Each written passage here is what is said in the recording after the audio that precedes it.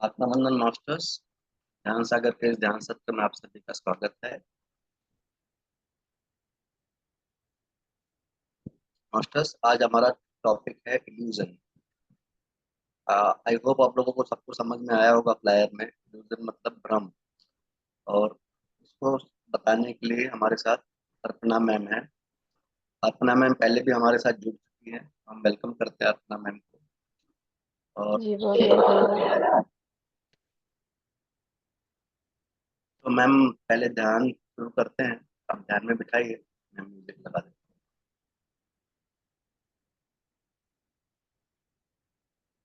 चलिए मास्टर्स, हम लोग ध्यान के लिए तैयार होते हैं। अपने आँख को धीरे से बंद कर लें। उंगलियों को आपस में फंसाकर गोद में रख लें। आप पैर को क्रॉस कर लें और अपनी आती जाती सांसों के साथ एक हो जाएं। एक भी सांस आपकी इजाजत के बिना अंदर बाहर ना जाने पाए।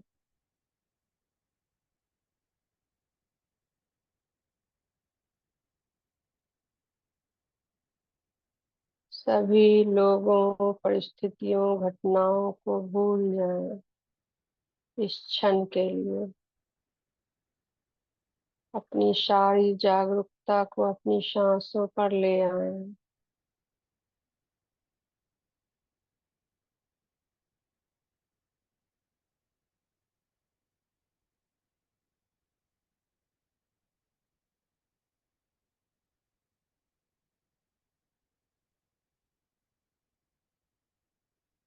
जब हम अपनी सारी जागरूकता को सांस पर लाते हैं तो यह चमत्कारिक हो जाती है।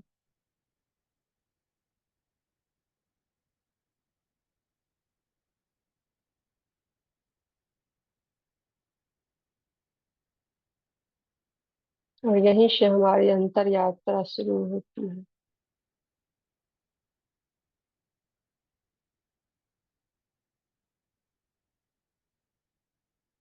सांस को देखते रहें। एक भी सांस आपकी इजाजत के बिना अंदर बाहर ना जाने पाए। बिल्कुल सजग प्रहरी की तरह।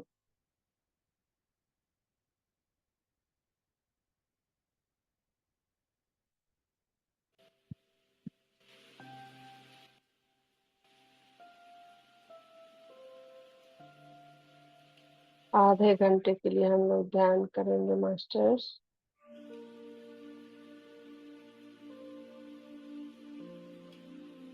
आधे घंटे के लिए देश, दुनिया और परिवार को भूल जाएं।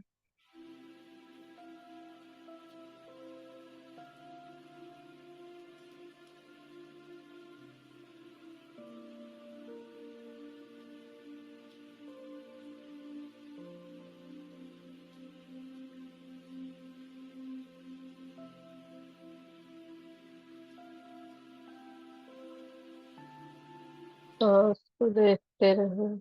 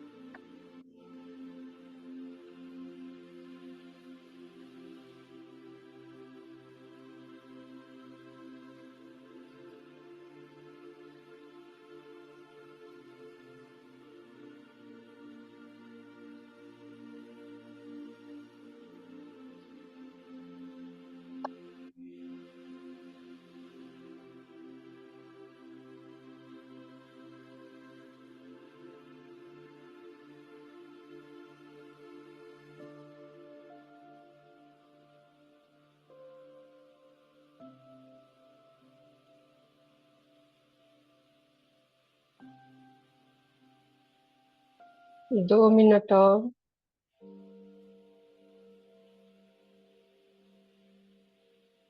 भौतिकता में लौटने की तैयारी करें मास्टर्स।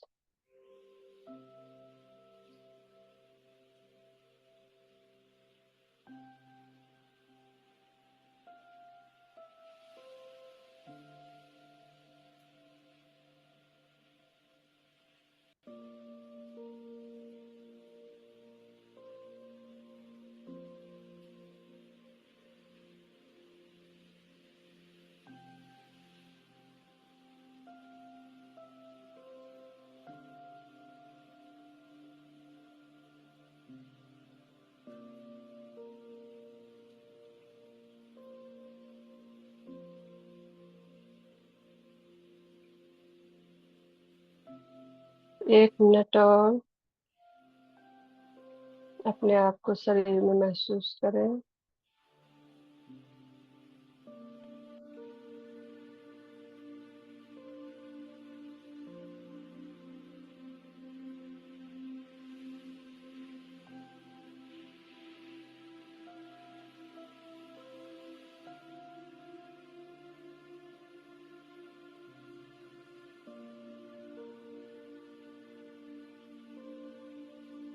30 seconds.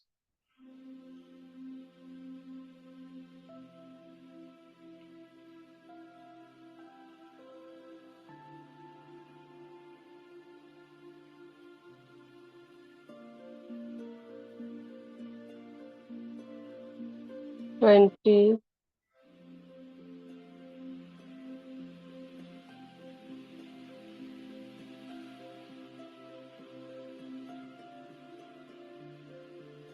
Ten.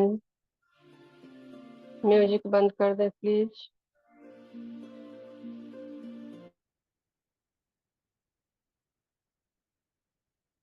5। हथेली को खोलकर धीरे से अपनी बंद आंखों पे रखो। 5, 4, 3, 2, 1, 0। हथेली को हटाते हुए धीरे से मुस्कुराते हुए आंखें खोलो।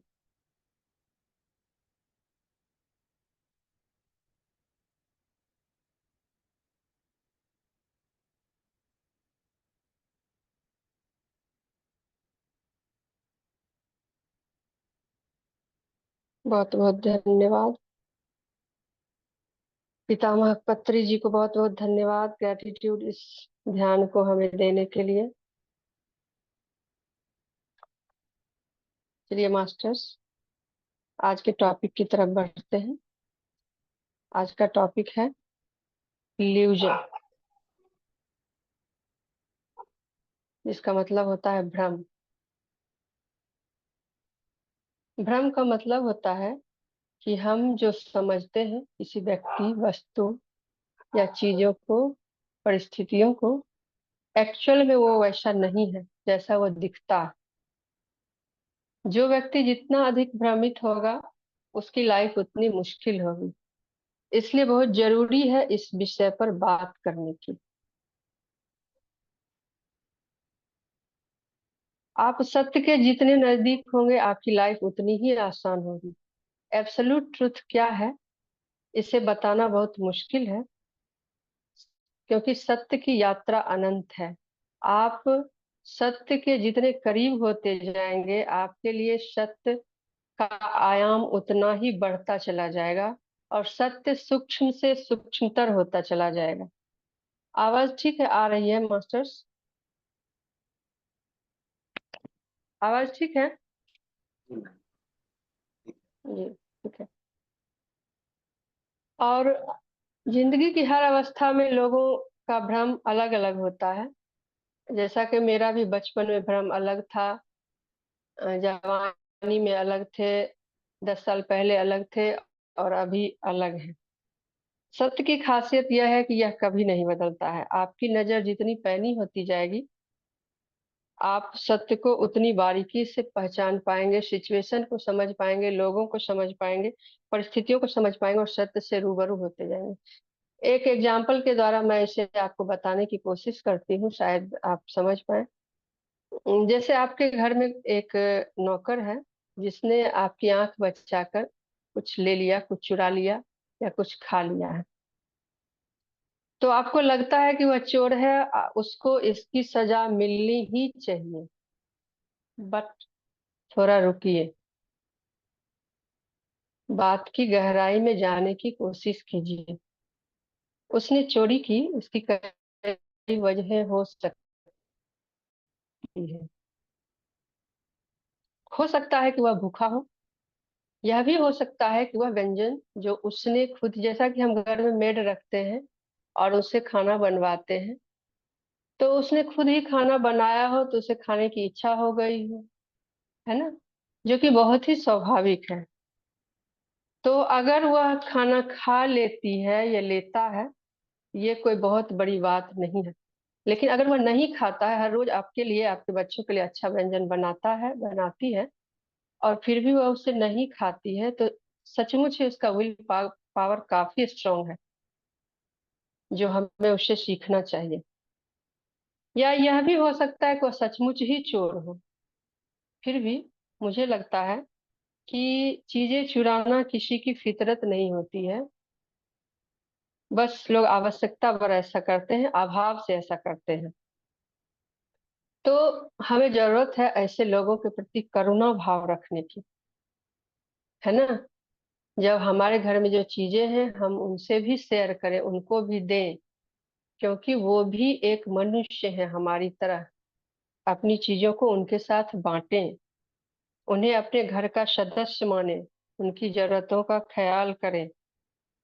और जब आप इन चीजों को गहराई से देखेंगे तो हमारे आसपास जो भी हेल्पिंग हैंड है, चाहे वो घर के काम में हमारा मदद करते हैं, या फिर स्वीपर है, या फिर आप ऑफिस में जाते हो, बहुत सारे स्टाफ हैं, अगर आप उनके प्रति एक अच्छा रवैया रखते हैं तो आप देखेंगे कि वो भी आपके नजदीक आ पाते हैं, आपसे उनका कनेक्शन अच्छा बन पाता है, क्योंकि कोई भी उनके साथ अच्छा व्यवहार नहीं करता है। तो यह बहुत जरूरी है कि हमारे कॉन्ट्रैक्ट में जो भी आते हैं, भले ही वो हमारी मदद करें या ना करें, हमारा कर्तव्य है कि हम उनके साथ प्यार, करुणा, दया व सहानुभूति का भाव रखें और स्पार्कल ऑफ लव उन पर लुटाते रहें।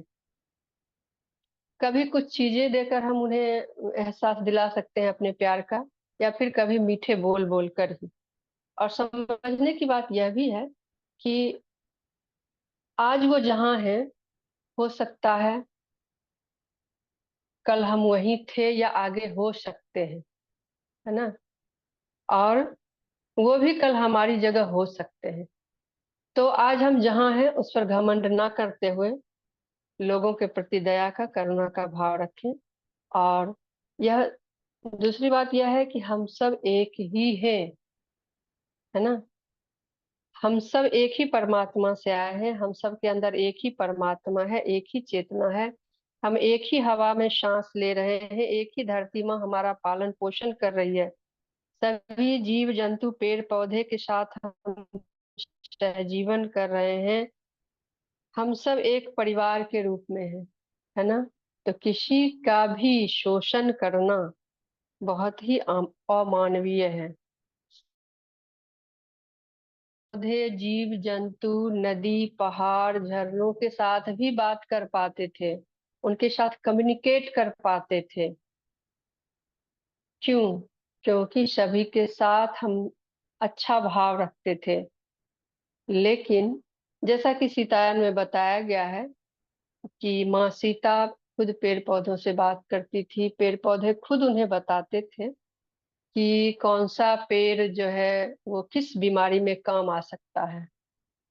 और भी स्टोरी है कि राजा जनक नदी से बात करते थे और नदियों से बात करके उन्होंने अपनी सेविका मीनाक्षी की जान बचाई। लेकिन बदलते वक्त के साथ हमारा कनेक्शन पेड़ पौधों, नदी, पहाड़ों से तो टूट ही गया, दूसरे लोगों से भी टूट गया, क्योंकि हम अपने आप में सिमटते चले गए।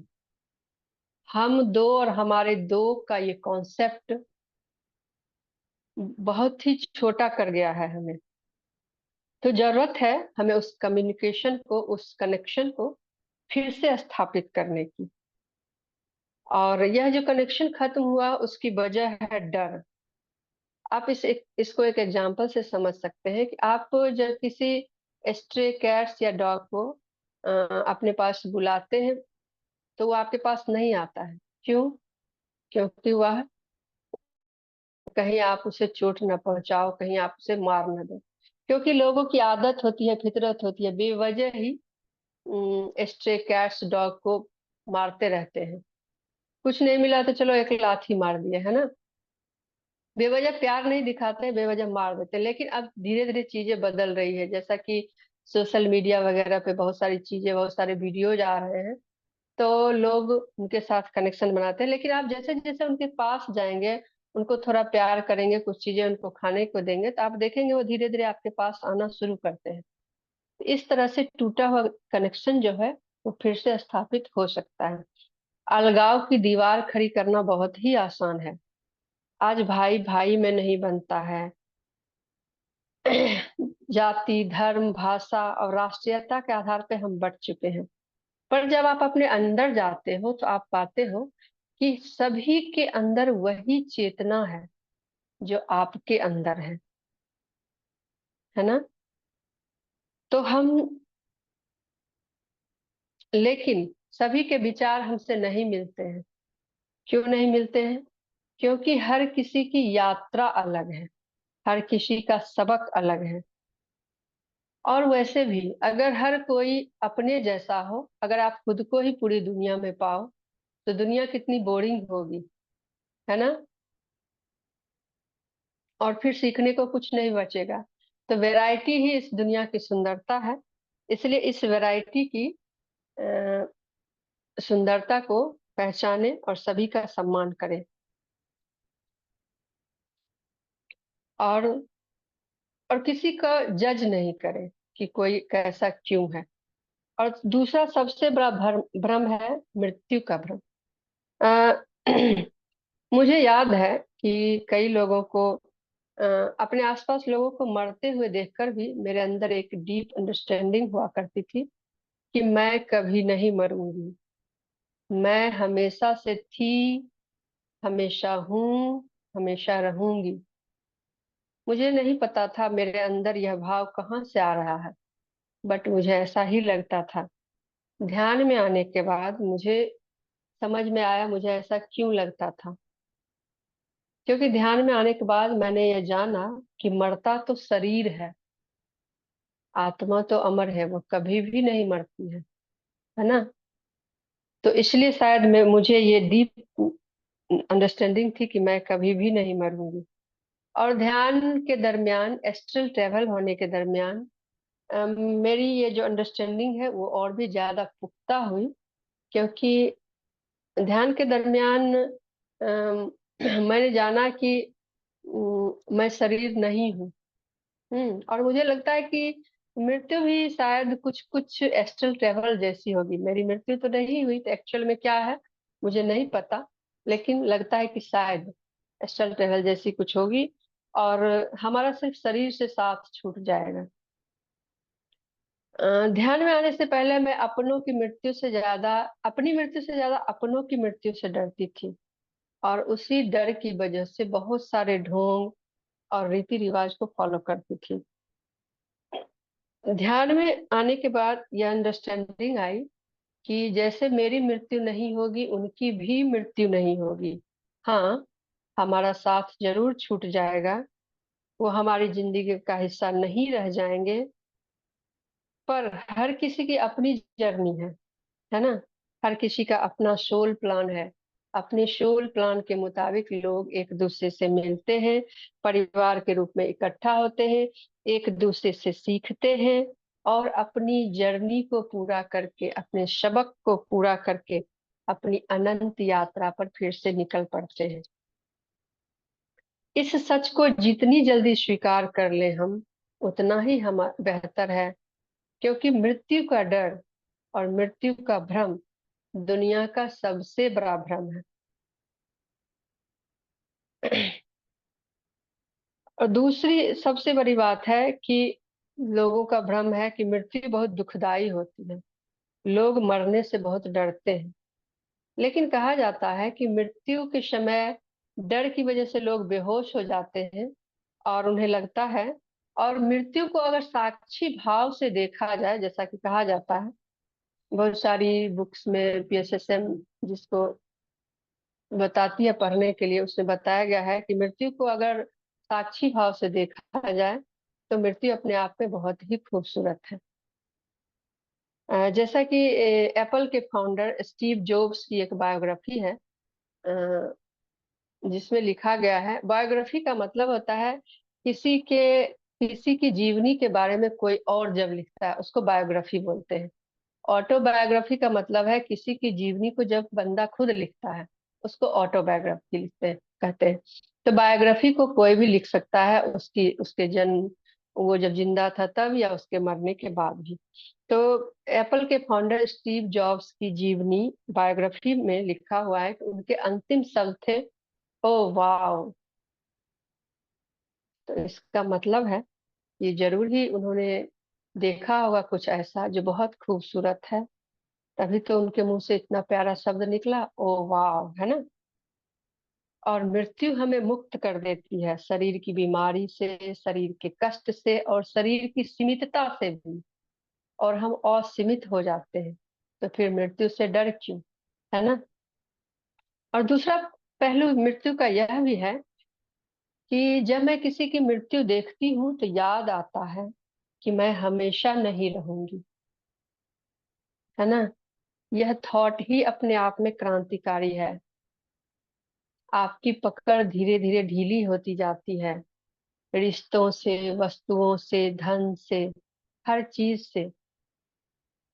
एक सूखे पत्ते को देखकर भी आपके अंदर अवेकनिंग हो सकती है कि कल यह पत्ता कितना हरा भरा था, टहनियों से लगा हवा में लहरा रहा था, लेकिन आज वही हवा उस पत्ते को, सूखे पत्ते को जहां मर्जी उड़ाकर ले जा रही है ना।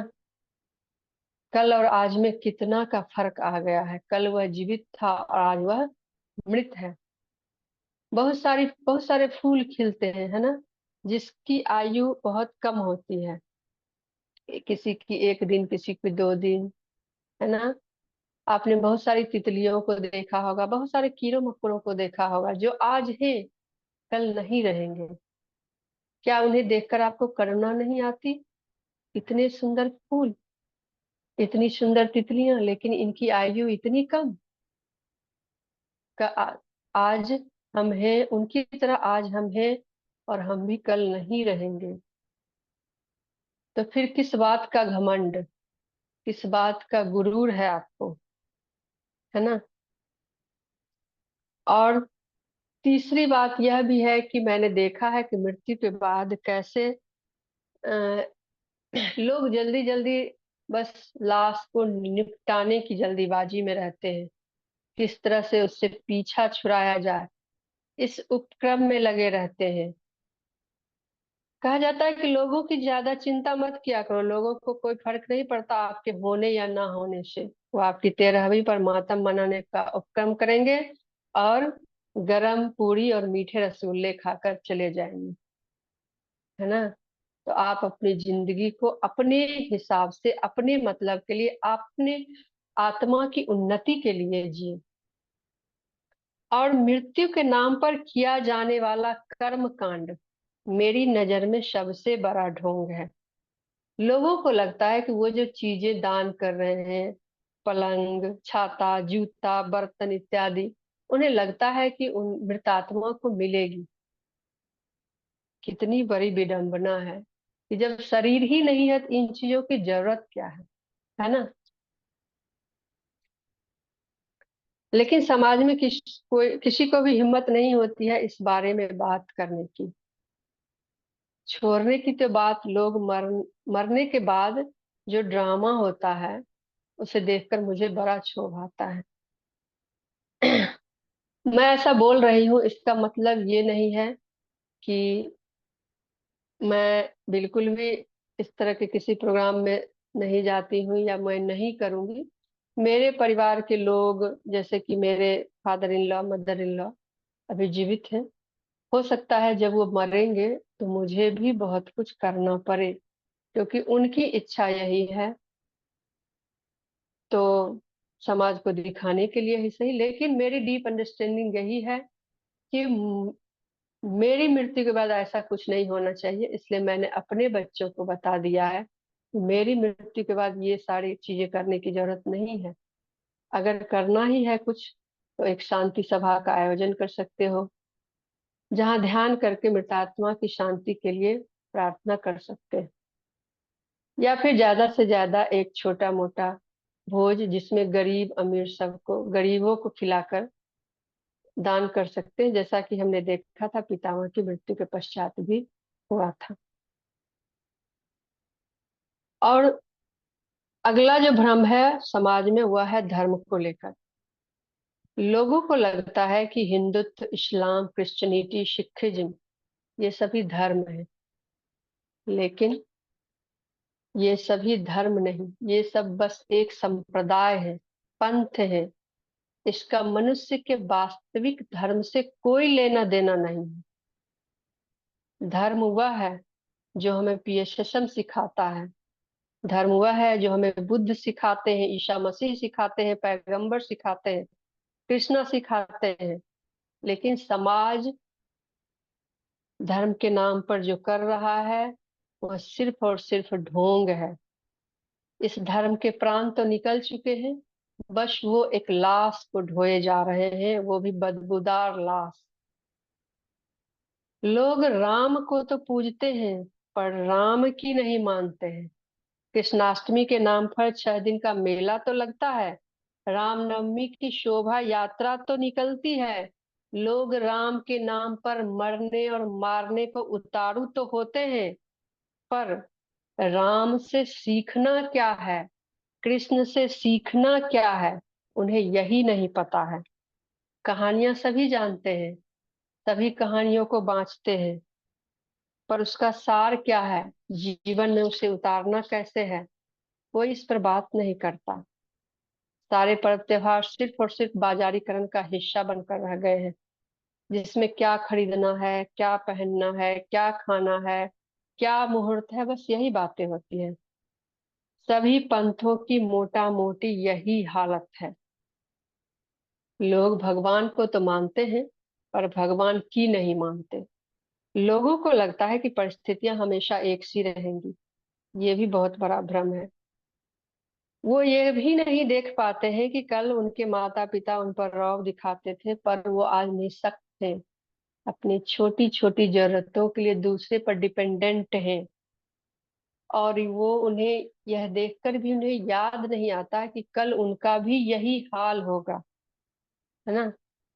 तो फिर घमंड किस बात का है। और अगला भ्रम है, लोगों को लगता है कि पैसा आ जाएगा तो सारी समस्याएं खत्म हो जाएंगी। समझने की बात यह है कि समस्याएं पैदा होती कहाँ से हैं, यह समझना जरूरी है। समस्याएं हमारे माइंडसेट से पैदा होती हैं, और माइंडसेट को चेंज करके, उसको ठीक करके ही हम समस्याओं को ठीक कर सकते हैं। पैसा होना या ना होना वह बहुत ज्यादा मायने नहीं रखता है। पैसा साधन है, साधन नहीं, ऐसा मेरे पापा कहा करते थे। और समाज में बहुत सारे रस्म रिवाज होते हैं, जैसे कि आप जानते हैं, शादी ब्याह मुंडन जनेऊ, बहुत सारी चीजें होती हैं। अ, जनेऊ वगैरह क्या है, उसका क्या मतलब है, यज्ञोपवीत संस्कार का, लोग यह मतलब भी नहीं जानते हैं ठीक से।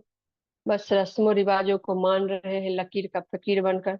लोगों को लगता है, उन्हें लगता है कि वो रस्मों रिवाज को सही तरीके से निभाएंगे, अपने इष्ट की पूजा करेंगे, तो भगवान उन पर ठीक हो, उन पर खुश हो जाएंगे। धन धान्य होगा, घर में रुपये पैसे आएंगे, बाल बच्चे में सही सलामत रहेंगे, बरकत आएगी। और उन्हें यह भी लगता है कि अगर वो जो रस्म रिवाज कर रहे हैं, अगर उसमें थोड़ी सी गड़बड़ी आ गई, उसको ठीक से नहीं करेंगे, तो भगवान उन पर नाराज हो जाएंगे। और हो सकता है इसकी वजह से उनके घर में गरीबी आए, बीमारी आए, बेरोजगारी आ जाए। उन्हें पता ही नहीं है कि उनके जीवन की गुणवत्ता उनकी सोच और उनके कर्म से डिसाइड होती है। और लोग दिखावे के लिए शादी ब्याह दूसरे संस्कार में करोड़ों रुपए खर्च करते हैं। उन्हें लगता है कि इससे समाज में उनकी प्रतिष्ठा बढ़ेगी। ऐसी प्रतिष्ठा का क्या मतलब, जब हम अगर अंदर से खोखले हो तो। बाहरी प्रतिष्ठा मायने नहीं रखती है। जब आप खुद से जुड़े होते हो तो आपको किसी भी बाहरी प्रतिष्ठा की जरूरत नहीं रह जाती है। आप जब अपने अपने आप से जुड़े होते हो, तो वह जो प्रतिष्ठा आपको मिलती है वो अहम का भाव नहीं होता है। आप में उससे सेल्फ लव डेवलप होता है, आपके होनेपन का एहसास होता है। और अगला जो भ्रम है, वह भ्रम है कि हमें लगता है कि ज्ञान हमेशा बाहरी होता है। हम अपनी अंतरात्मा की आवाज को सुनते ही नहीं है, वहां से ज्ञान नहीं लेते, उसे दबाते रहते हैं, जबकि हर परिस्थिति में हमारे अंदर की आवाज हमें सही और गलत का फर्क बताती है। हम अपने दिमाग का इस्तेमाल ज्यादा करते हैं, दुनियादारी के हिसाब से चलते हैं और फैसले लेते हैं, और अपने अंदर छुपे ज्ञान के खजाने तक कभी पहुंच ही नहीं पाते हैं। अगला भ्रम है, लोगों को लगता है कि उनके पास जो है वह हमेशा रहेगा, जैसा कि मैंने पीछे थोड़ा सा बताया है। कभी बदलेगा नहीं, चाहे वो परिस्थिति हो, रिश्ते हो, धन हो। यह बहुत बड़ा भ्रम है, जबकि चीजें और परिस्थितियां बदलती रहती हैं। नेक्स्ट भ्रम है सब सबसे श्रेष्ठ होने का भ्रम। उन्हें लोगों को लगता है कि राष्ट्र, जाति, धर्म या किसी भी आधार पर वो सबसे श्रेष्ठ है। उन्हें पता ही नहीं है कि सिर्फ एक ही सत्ता है, एक ही यूनिवर्स है जो हम सबको चलाती है, और उसी का सेंट्रल फायर हम सब में मौजूद है। तो हम सब एक ही हैं। अगला भ्रम है समय और दूरी का। समय सिर्फ हमारे मन का वहम है। दरअसल समय अनंत है। दूरी आपके लिए तभी तक मायने रखती है जब तक आप अपने आप को भौतिक, सूक्ष्म और मानसिक स्तर पर बंधा हुआ और सिमटा हुआ मानते हो। इसके पार अनंत दूरी है। आपकी चेतना उस दूरी के साथ एकाकार है। आप भी उसी अनंत का हिस्सा है। और अगला भ्रम है रूप में सिमटा हुआ। आप अपने आप को किसी रूप में सिमटा हुआ पाते हो, चाहे वो भौतिक, सूक्ष्म या मानसिक हो। ये सभी भ्रम है। इसका मतलब है कि आज न कल सभी रूप खत्म हो जाएंगे। और लोगों को यह भी लगता है कि समाज में जो स्टीरियोटाइप है उसी रास्ते पर चलकर उन्हें खुशी मिलेगी। लेकिन आपकी सबसे पहली जिम्मेवारी आपके खुद के प्रति है। पहले आप खुद से जुड़े, जिंदगी का मकसद जाने कि आपकी जिंदगी का मकसद क्या है। फिर शादी, ब्याह, बच्चे करना वो बाद की बात है। जब आप खुद से जुड़े होते हो, आपका कनेक्शन खुद के साथ होता है। आप जिस किसी रिश्ते के साथ भी होते हैं, वो उसको आप खुश रख पाते हो, उसको आप अनकंडीशनल लव दे पाते हैं। जो समाज अपने आप से जितना दूर रहेगा, वह समाज, उस समाज में उतना अधिक खोखलापन होगा, और उस खोखलापन को मिटाने के लिए लोग उतनी ही घटिया हरकतें करते हैं। इसलिए जरूरी है कि हम सीखने के लिए ओपन रहें, सरेंडर करें अपने गुरु के प्रति, यूनिवर्स के प्रति, गॉड के प्रति, जो हमें भ्रम से निकालकर हमें सत्य के मार्ग पर चलने के लिए प्रशस्त करें। हम अपने मन, कर्म और वचन में शुद्धता रखें। अपनी जिंदगी की जिम्मेवारी स्वयं ले। लोगों की जिंदगी में इंटरफेयर ना करें, लोगों को जज ना करें। आत्मयोगी बने, मोह का त्याग करें, दिखावे के पीछे मत भागे। इस दुनिया को बेहतर बनाने में सहयोग करें। अपना रास्ता खुद बनाएं। अपना दीपक स्वयं बने, जैसा कि बुद्ध ने कहा, अपो दीपो भव। एकत्व का भाव रखें। जिंदगी के चैलेंज को साक्षी भाव से देखना सीखें।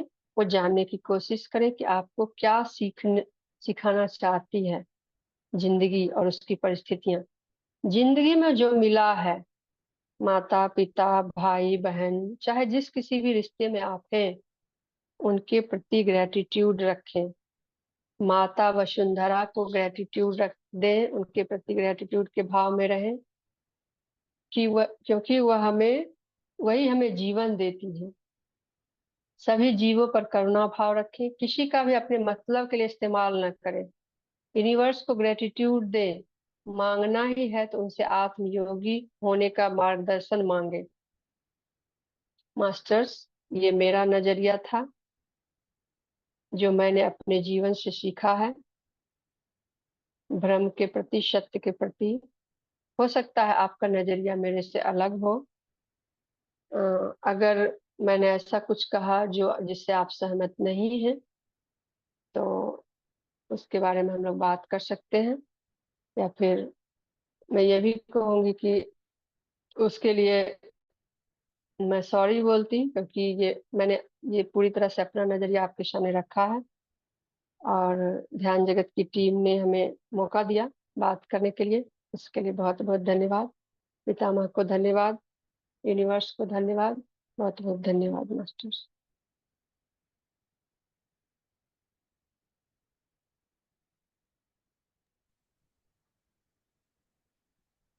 Very much ma'am. Thank you sir. Topic बहुत ही सेंसिटिव टॉपिक था। जी तो सभी के अपने अपने विचारों से पर निर्मित होते हैं, सभी के अपने अपने भाव होते हैं मैम। आपने जी अपने जी भाव प्रकट किए और सराहनीय भाव थे। डिपेंड करता है मैम कि कौन किस किस भाव में रहता है। फाइनली जी जी एंड तो हमें यही होता है कि हमारा जो पत्नी जी ने बोला है मेडिटेशन करके एक समभाव में आना है। जी तो इस जन्म में आएंगे या अगले जन्म तक आएंगे, किस जन्म में आएंगे वो हमें नहीं पता। हमें अपना प्रयास करना चाहिए। तो जी ये भाव आने भी मेरे मेरे हिसाब से ये भाव आने भी नहीं चाहिए इस तरह से। जी भाव प्रकट करना भी एक बहुत बड़ी बात है मैम। बहुत स्ट्रेंथ चाहिए इसको बोलने के लिए। तो thank you ma'am, thank you very much. Thank you sir. आप लोगों का कोई प्रश्न है तो आप लोग हैंड रेज कर सकते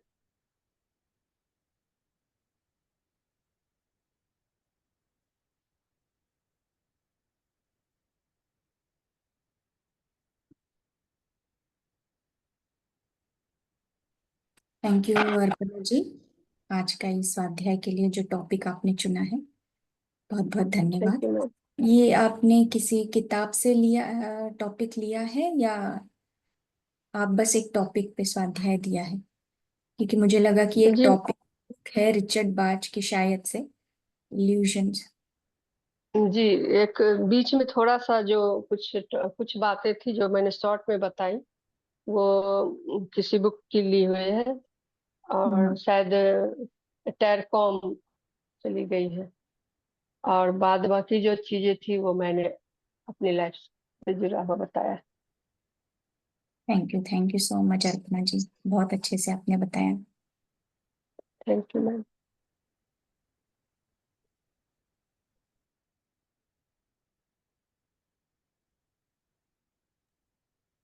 यस मास्टर, आप भी कुछ अपना शेयर करना चाहते हैं तो शेयर कर सकते हैं।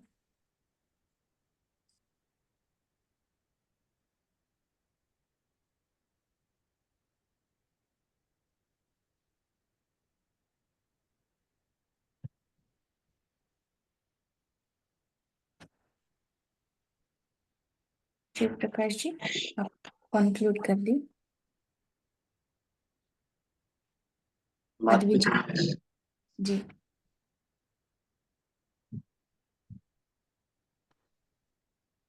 माधवी जी अनम्यूट कर लें आप। राधे राधे बहन, तुमको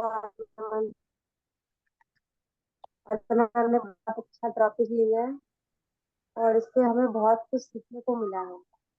लोग भ्रम में ही रहते हैं, खुद को जानने की कोई कोशिश बहुत कम ही लोग हैं खुद के बारे में समझना चाहते हैं। तो हमें खुद के बारे में ही समझना है। दुनिया में तो ऐसे ही उसमें रहेंगे तो फिर उनके रीति रिवाज से तो सारे काम करना ही पड़ेगा। जी बिल्कुल। तो नेटवर्क इशू हो रहा है। आवाज आ रही है मैम आपकी आवाज कट रही है। मैम? नेटवर्क इशू हो रही है। आ रही है आवाज? जी जी अब ठीक है। मेरी एक शेयरिंग में मैंने का अनुभव किया आज घर में कि मैं नदी के पास बैठी हूँ, शारदा नदी के किनारे में। माधवी जी और आप ऑफ कर लें, आपका वॉइस ब्रेक हो रहा है, तो आप वीडियो ऑफ करके बात करें। यस मैम, अब आ रही है आवाज?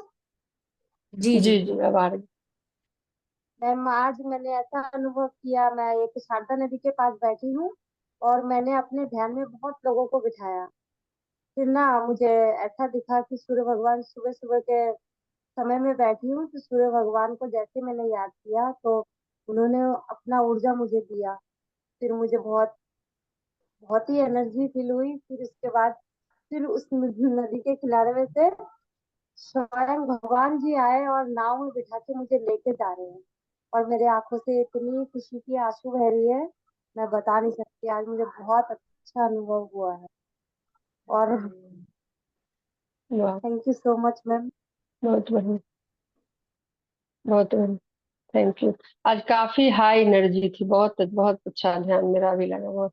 बट मैं बहुत मुश्किल से ला पा रही थी वापस खुद को, क्योंकि मुझे कंक्लूड करना था, इसलिए बहुत अच्छी एनर्जी थी। मैम और एक बात बतानी है, जैसे कुछ दिनों से ना मैं जैसे ही ध्यान में बैठती हूँ ना, मेरे हाथ जी, में मुंह में खुजली जैसा होने लगता है। ऐसा क्यों होता है? एक बार किसी मैम ने वो बताया तो मैं भूल गई। नाड़ी शुद्धि हो रही है, अगर मैं गलत नहीं हूँ तो। आपकी नाड़ी शुद्धि हो रही, क्या कब से ध्यान कर रही है मैम आप? मैं मार्च महीने से कर रही हूँ मैम, 7-8 महीने होने जा रहे हैं। जी, तो आपकी नाड़ी शुद्धि हो रही है। शुरू शुरू में ऐसा होता है।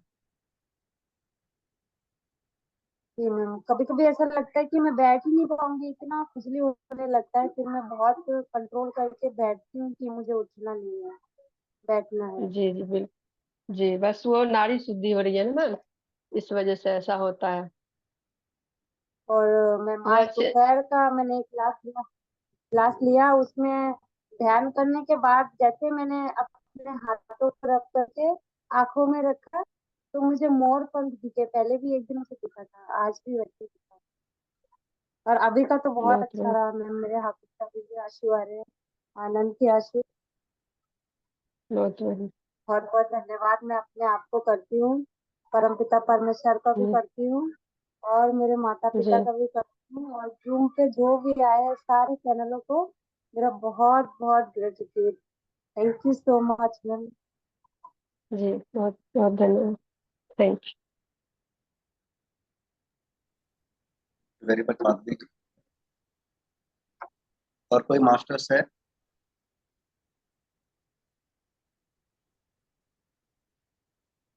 ठीक है मैम, हम लोग कंक्लूड करते हैं। आज का स्वाध्याय बहुत बढ़िया था, बहुत अच्छा था। यू। जी, और सभी रामेश्वरी मैम मास्टर्स। से मुझे बात करनी है। रामेश्वरी मैम से मुझे बात करनी है। मैम, आपने जो उस दिन मुझे मैसेज दिया था एसपी सर के थ्रू राम सीतायन को लेकर, तो मुझे मेरा सीतायन नेक्स्ट डे था, बट मुझे एक दूसरे चैनल की बात है, वहां से मुझे अचानक से कॉल आया 7 बजे कि आज आप सीतायन का स्वाध्याय ले पाएंगी क्या? तो मैंने कहा ठीक है। तो मैं सीतायन का स्वाध्याय लेने वाली थी 9 बजे। लगभग 8 बजे एसपी सर का फोन आया कि आप जब सीतायन का स्वाध्याय ले तो उसमें माँ वसुंधरा और माँ सीता और डैना मरियम की से जुड़कर ध्यान करें, है ना? तो मुझे लगा कि इस चैनल पे मेरा स्वाध्याय तो 2 सप्ताह के बाद होने वाला है, ये मैसेज मुझे अभी मिला है। वाह, मैं इतनी खुश हो गई कि चलो, मैं माँ सीता से नहीं कनेक्ट कर पाई, कोई बात नहीं, लेकिन माँ सीता मुझे देख रही है, तभी तो किसी के थ्रू उन्होंने मुझे ये मैसेज दिया, है ना? Thank you ma'am, thank you so much, मुझे इतना अच्छा लगा। मैंने हर किसी को बताया है इसके बारे में। ओ, हम्म, बस आप ध्यान शुरू कर दिया ना आपने अभी उनके साथ कनेक्ट करके। जी कनेक्ट बिल्कुल बिल्कुल। जी जी जी करिए, आपको और भी जो इंट्यूशन आपकी और स्ट्रांग होगी और आपको गाइडेंस भी मिलेगा वैसे। जी जी। Thank you ma'am. Thank thank you. You for guiding me. Thank you so much. Vaishnavi, आपको कुछ पूछना है? वैष्णवी मेरी बेटी है, आपका कोई क्वेश्चन है?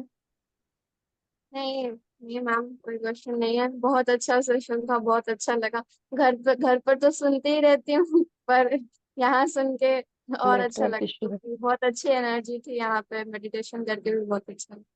Thank you. Thank you Vaishnavi ji, आप भी ध्यान करते हो डेली? यस मैम, थोड़े टाइम कर पाती हूँ अभी, पढ़ रही हूँ पर थोड़ा टाइम निकाल के सामने करती हूँ मम्मा के साथ।